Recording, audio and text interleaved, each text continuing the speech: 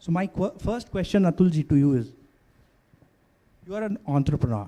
What made you write a book on constitutional structures? And what is the basic theme of your book?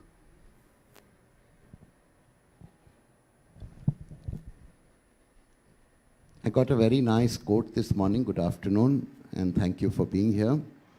I wrote this book because my experiences led me to believe that one should leave a blueprint.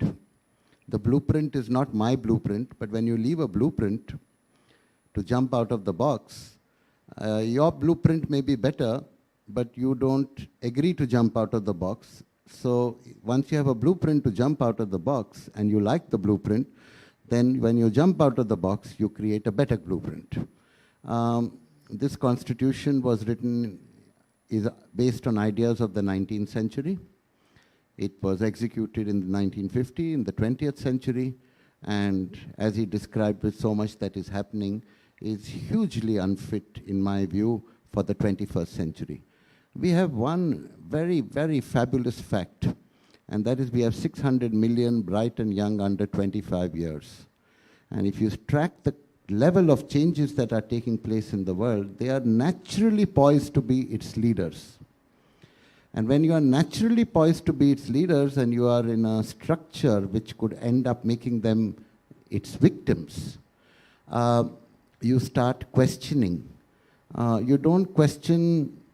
Time is greater than any wisdom of any age. And that's what I led to believe. And I wanted to have this conversation from a citizen to a fellow citizen. That's why between you and me. And to me, the Constitution is not holy. I grew up being taught that the greatest goal in life is to end the circle of birth and rebirth. I have grown up and worked and come to the conclusion that, be that as it may, I don't touch it at all. Please pursue any private pursuit. Is that the greatest goal in life is to create a fair society. So I therefore made it flight to societal moksha. How do we move from the self to society? And to me, the Constitution is just a tool to help in that wider path. And if it needs to change, it needs to change. Okay. At one place in the book, you argue, and I quote, "We need an India that gets a new democratic setup that will include a fast track and open bureaucracy, business courts, and hassle-free regulations with an emphasis on reason and talent."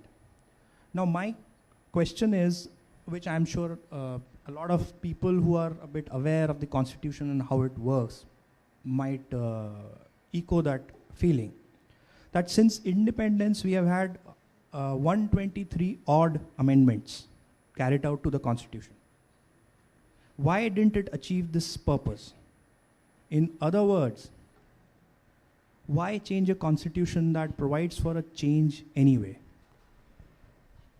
The back page of my book, I answer this question. A young soul trapped in an old body. Alternatively, or additionally, a ticking clock slower than time. Where am I challenging that incremental progress is not being made every day? I'm not challenging that. I am challenging that progress relative to potential is not being made every day. I am challenging that the sum of each of our total, the outcome is less than the sum of its parts, when normally when you combine well under good structures, as they do elsewhere in the world, the outcome is greater than the sum of its parts. Everywhere in the world you will say Indians are second to none. Now this is a very colonial word. You were all never less than any. But now that century, let's get out of the fact that we are second to none. This is our saving grace, right? That we can stand 1-to-1 against all. It's proven by the fact that when you immigrate out of India, your income goes up 40 times. Now it's time to look at us societally. How to create a sum greater than the sum of its parts. And your 123 amendments of essentially, I'll give you a very simple example. I don't know how many of you in this room, certainly not the audience that is liking the book, knows of an ambassador car. Your structure is that of an ambassador car. An ambassador car in our times when we were young used to go through an upgrade, Mark 1, Mark 2, Mark 3, Mark 4. But it was still the same ambassador car. And what I do in this book is tell you that your current structures is like that old ambassador car. And we are, you are, I am, our predecessor, forefathers were, personality-obsessed nation. You open any discourse today, it is Rahul Modi, 70 years ago it was Gandhi Nehru. We are a personality-obsessed nation. And I ask you a simple question. Of course it makes a difference. My Chandrakant ji made a huge difference who's to drive our ambassador car. How much difference does it make who the driver of an ambassador car is? And if you have a modern car which you can drive yourself, how much difference it makes?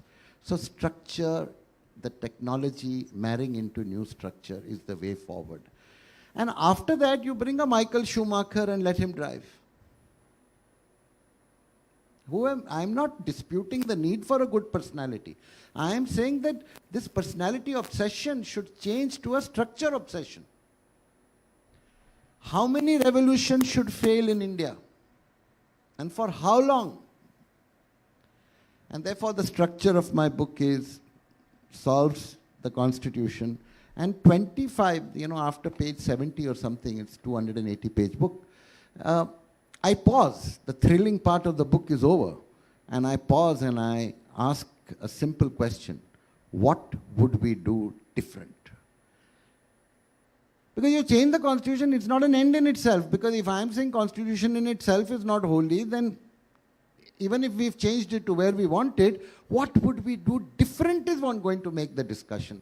And in this way, I present more and more arguments on why it should change by talking to you about what we would do different. So do you mean to say that personalities beyond a point don't have a role in driving the country or in reforming it? Or is it that you need to have a structure and after that the personalities don't matter? Yeah, F1 fast racing, you started your question with all technology. On the F1 track sit 36 drivers. You only know Michael Schumacher, maybe one other name. Of course, personalities matter. But look at the level of the playing field. It's not a playing field of ambassador car drivers. It's a playing field of speeding cars that are safe. So I'm not, black and white is, India is a country of color. So Modi driving an ambassador won't make much of a difference? Why personalize? It interests you, there is so much on him. I just treat all drivers as drivers. So basically what you're saying is that structures do affect outcomes. Structures create outcomes. Personalities optimize them. In my experience as